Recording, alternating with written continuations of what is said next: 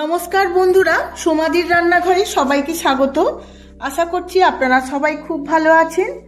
এখন শীতকাল, বাজারে অনেক রকম সবজি পাওয়া যায়, তাই আজ আমি এই সবজি দিয়ে দারুণ একটি রেসিপি করে আপনাদের কাছে শেয়ার করব। চিংড়ি মাছ দিয়ে পুঁই মেচুরি। খুবই সাধারণ একটি রান্না, খুবই কম সময় ও অল্প কিছু ঘরোয়া মশলা দিয়ে বানিয়ে আজ আমি আপনাদের কাছে শেয়ার করব। সম্পূর্ণ ভিডিওটি দেখার জন্য অনুরোধ রইল। আমার চ্যানেলের নতুন বন্ধুদের কাছে অনুরোধ আমার চ্যানেলটিকে সাবস্ক্রাইব করার জন্য, আর ফেসবুক বন্ধুদের কাছে অনুরোধ পেজটিকে ফলো করার জন্য। চলুন দেখে নেওয়া যাক রেসিপি। পুঁই মেচুরি চিংড়ি মাছ দিয়ে করার জন্য এখানে আমি চিংড়ি মাছ নিয়ে নিয়েছি 200 গ্রাম। এখন আমি ভালো করে ভেজে নেব। আমি চিংড়ি মাছগুলোতে নুন হলুদ মাখিয়ে নিয়েছিলাম। তেল গরম হয়ে গেছে, এই তেলের মধ্যে চিংড়ি মাছগুলো দিয়ে দেব।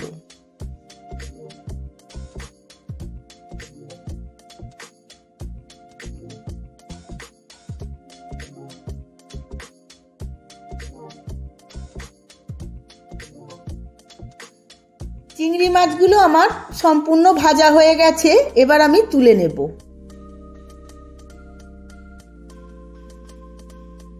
ওই একই তেলে আমি আরো একটু সর্ষের তেল দিয়ে দিয়েছিলাম। বেগুন ছাড়া আমি আলু, শিম আর মূলো এই তেলের মধ্যে ভেজে নেব।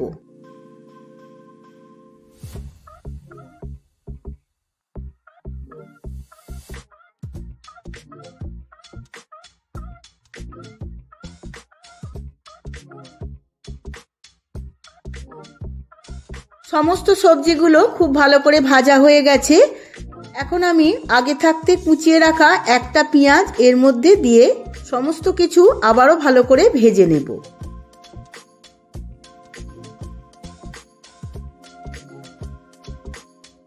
সমস্ত সবজির সাথে পেঁয়াজটাও খুব ভালো করে ভাজা হয়ে গেছে। এখন দিয়ে দেব 1 চামচ আদা রসুন বাটা। আদা রসুন বাটা এর মধ্যে দিয়ে সমস্ত উপকরণের সাথে খুব ভালোভাবে কষিয়ে নেব।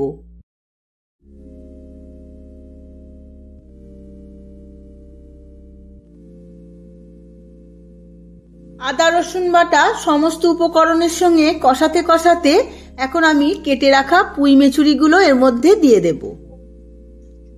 এবার সমস্ত কিছু আবারও ভালোভাবে কষিয়ে নেব।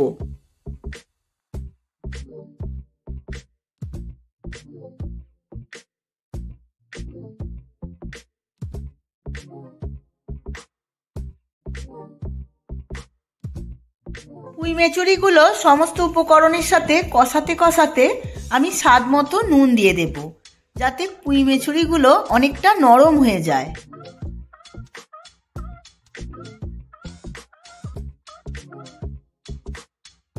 পুঁই মেচুরি ও সবজিগুলো খুব ভালোভাবে কষানো হয়ে গেছে বা ভাজাও হয়ে গেছে। এখন আমি কিছু শুকনো উপকরণ দিয়ে দেব। তার মধ্যে জিরের গুঁড়ো 1 চামচ, ধনের গুঁড়ো 1 চামচ, হলুদ গুঁড়ো 1 চামচ এবং লাল লঙ্কার গুঁড়ো 1 চামচ, আর অল্প দেব চিনি। সমস্ত কিছু দিয়ে আবারও ভালোভাবে কষিয়ে নেব।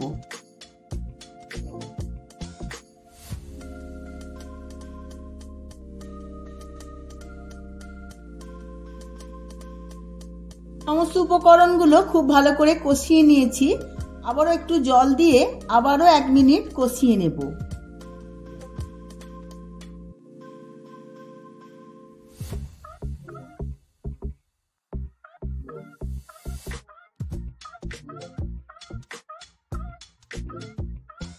সমস্ত কিছু খুব ভালো করে কষানো হয়ে গেছে। এবার আমি পরিমাণ মতো জল দিয়ে দেব।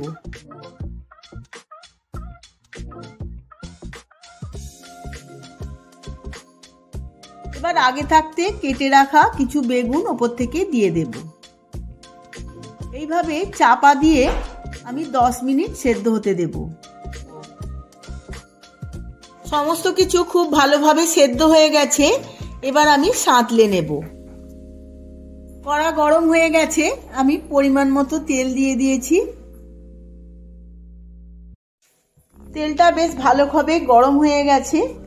এর মধ্যে দিয়ে দেব 1 চামচ 5 ফোড়ন, আর দেব একটা শুকনো লঙ্কা আর 2টো তেজপাতা। সমস্ত ফোড়নগুলো খুব ভালো করে ভেজে নেব। ফোড়নগুলো ভাজা হয়ে গেছে, এবার রান্না করে রাখা পুঁই মেচুরিটা এর মধ্যে ঢেলে দেব।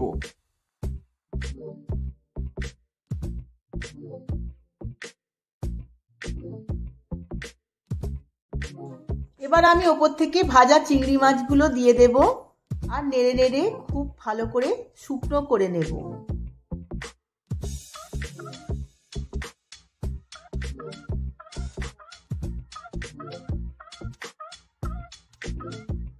পুঁই মেচুরিটা আমার একদম শুকনো হয়ে গেছে, রেডি হয়ে গেছে আমার চিংড়ি মাছ দিয়ে পুঁই মেচুরি। আমি গ্যাসের ফ্লেমটা অফ করে দিয়ে এবার সার্ভ করে নেব। আমি সার্ভ করে নিয়েছি চিংড়ি মাছ দিয়ে পুঁই মেচুরি, দারুণ দেখতে লাগছে। আপনারাও এই একইভাবে বাড়িতে বানিয়ে ফেলুন আর সার্ভ করুন গরম ভাতের সাথে। দেখবেন এক থালা ভাত কখন উঠে গেছে। ভিডিওটা যদি ভালো লেগে থাকে ভিডিওটিতে প্রচুর লাইক শেয়ার কমেন্ট করবেন। আজ তাহলে আসি, আবার দেখা হবে অন্য একটি ভিডিওতে নতুন কোনো রেসিপি নিয়ে। ধন্যবাদ।